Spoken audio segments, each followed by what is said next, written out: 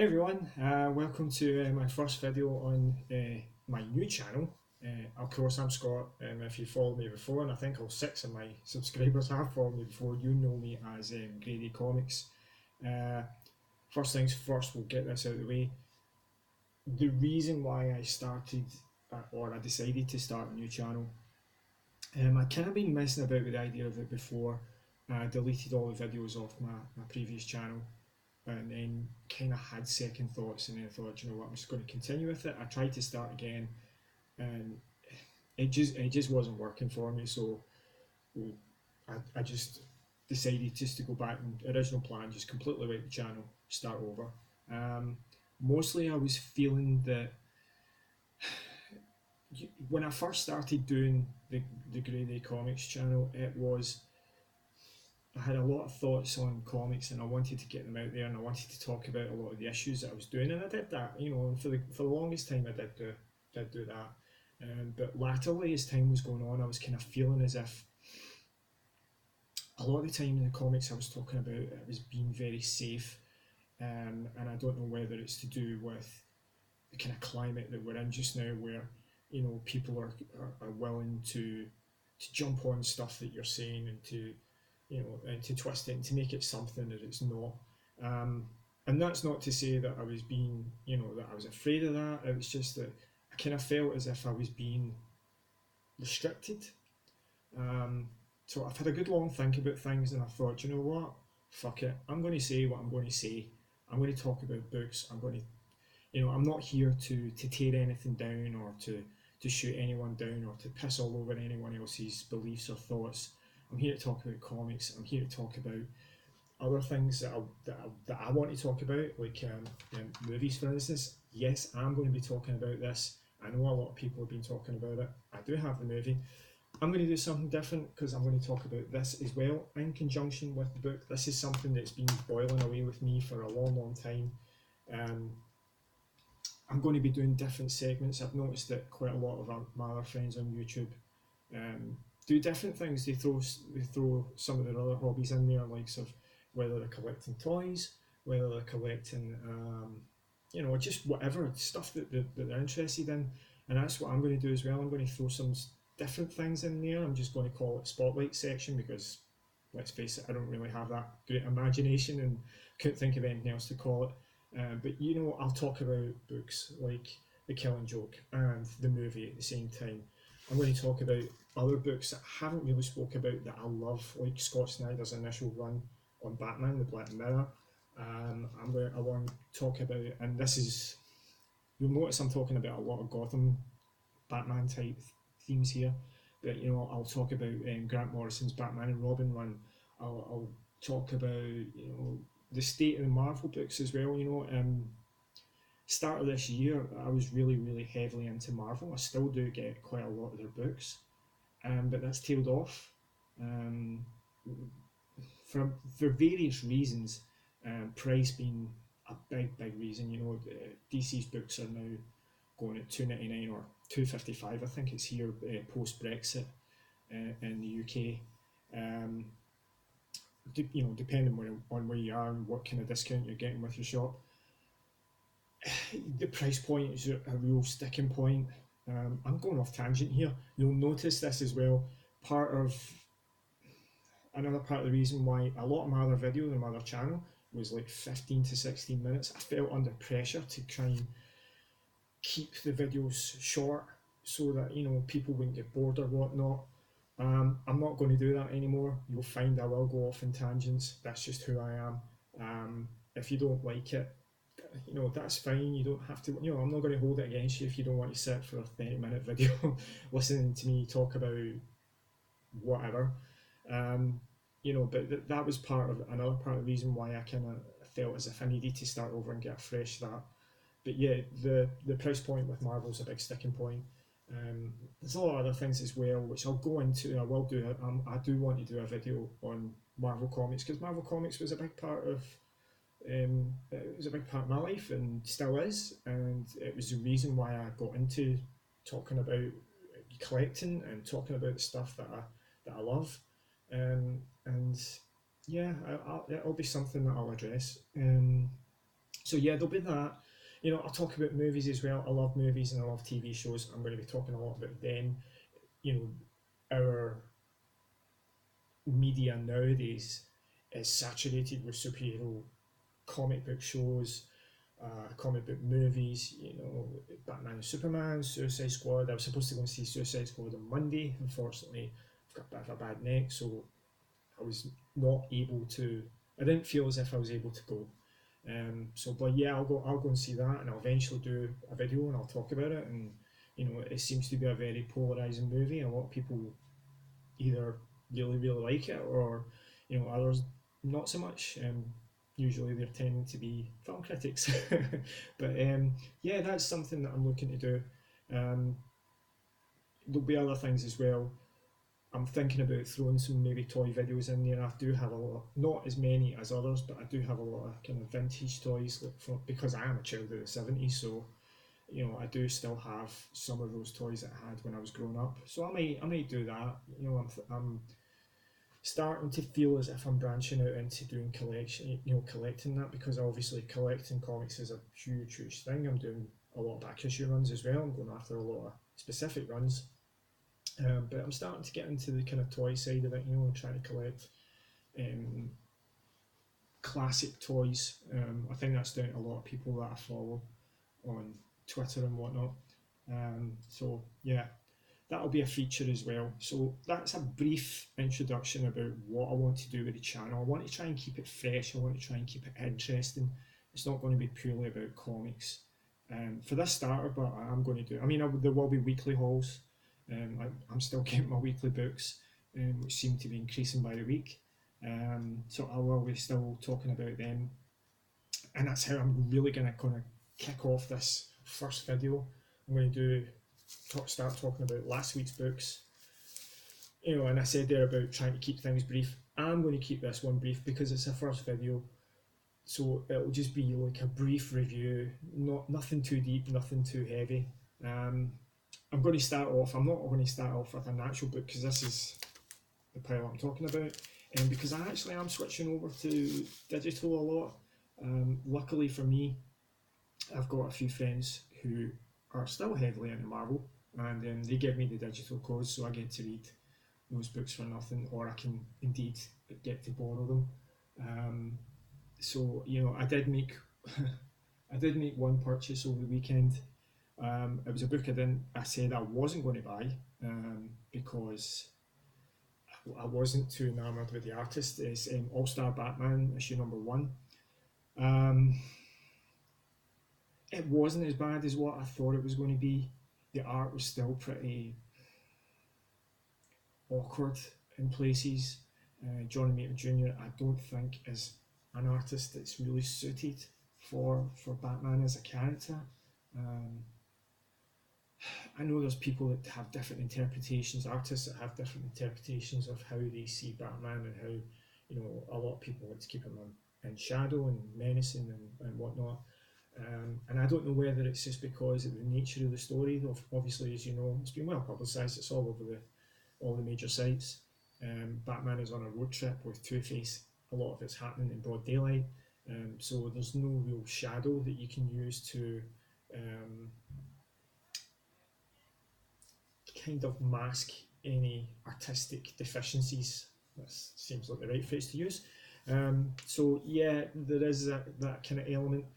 Scott Snyder's writing it. Now, if you follow me on Twitter, you'll know I like Scott Snyder. I've just mentioned it. You know, The Black Mirror is one of my favourite stories.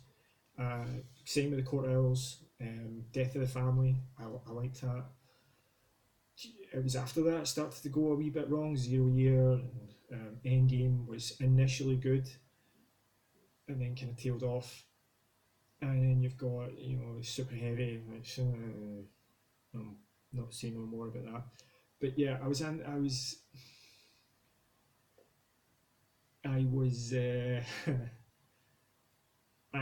I wanted it and I didn't want it. And Scott Snyder's one of those writers where I think he's a nice guy. You know, he comes across very well on Twitter. You know, I've met him once briefly. I didn't even actually get to speak to him. He kind of passed me by, and he seems like a nice enough guy. So, I've not got any beef with him with that in that regard. He's a good writer, as I've said. He is a really good writer, but I tend to feel that he can sometimes make his stories too overly complicated. He can bring in weird elements, which isn't always a bad thing, but when you don't fully explain them or you give an explanation that's really kind of not explaining it, and if that sounds bizarre to say, but that's the way he comes across at times. Um, that being said, All Star Batman #1 is a really good story. I had a few gripes with the plot. Spoilers, by the way. Um, Alfred again. He's made Alfred. I'm not saying he's got a beef against Alfred, but the last part of his run, he cut the guy's hand off.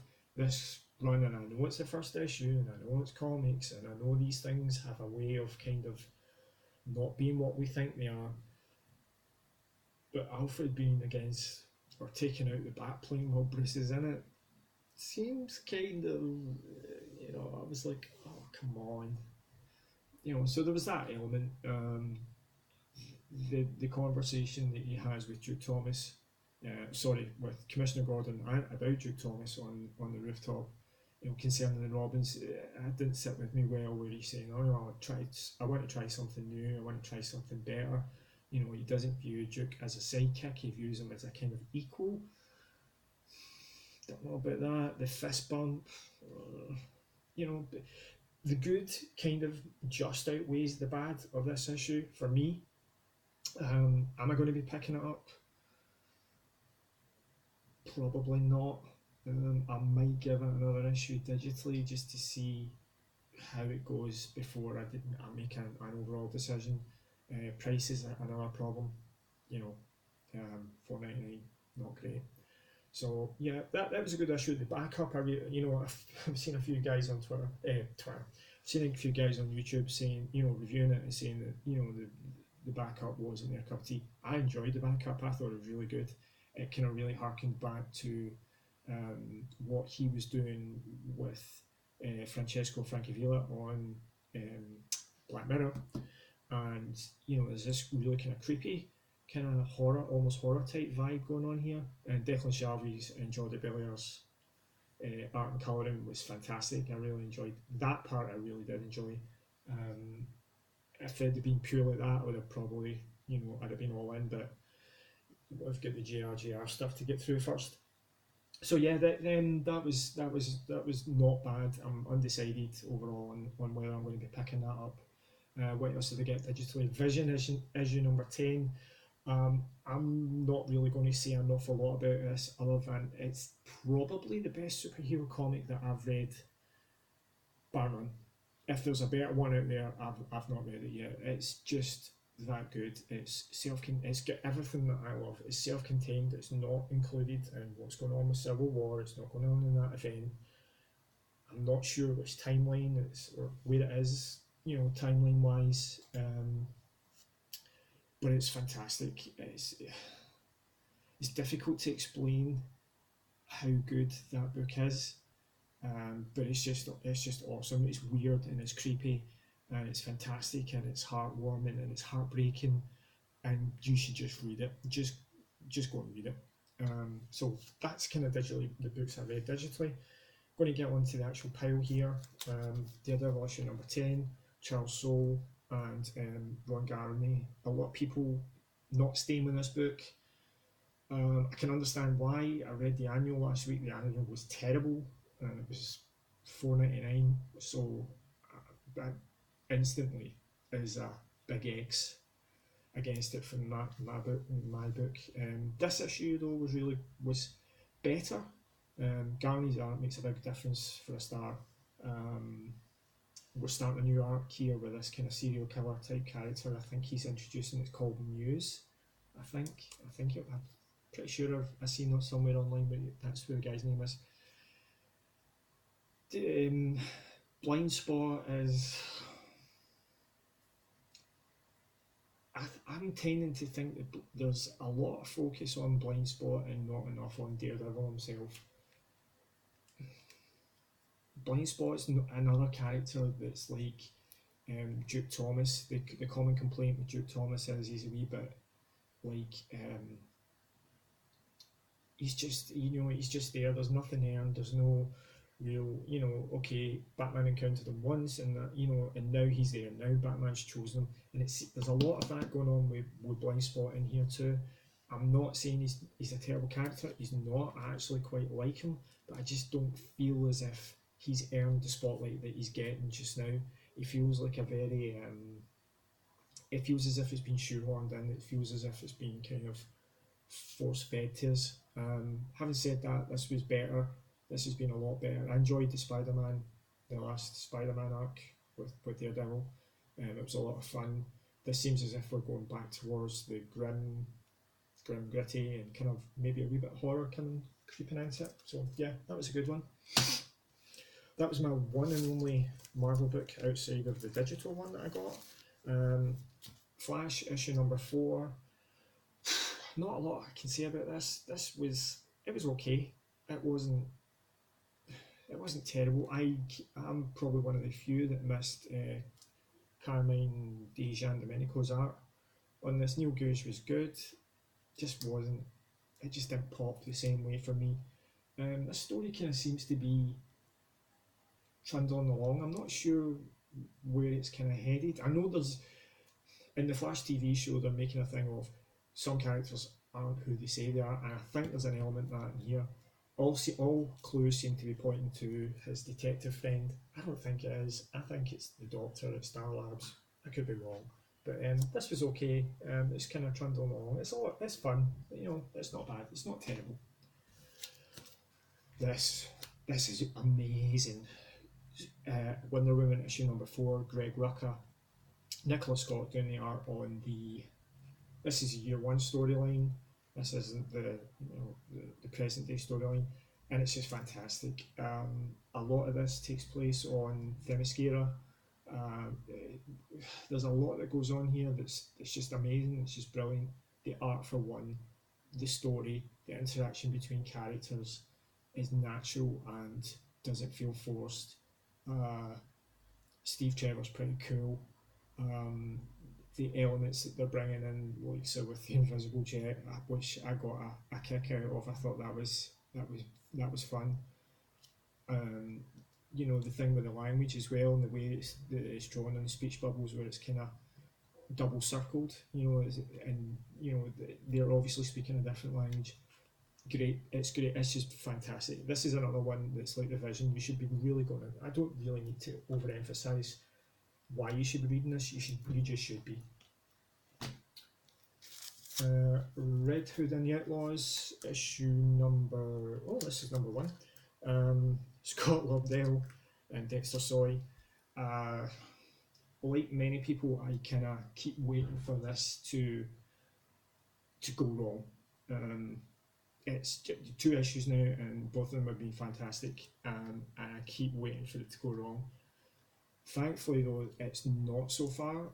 We're getting a really kind of Jason Todd doing the Dick Grayson bit, going undercover. As I think I mentioned this before on Twitter, he's more or less a narc for Batman. He's going undercover. He's going to find out what Black Mask is up to. He's getting involved in his operation. He's became his lieutenant. And then the end. We've still not got an awful lot of the Outlaws. There's no Bizarro.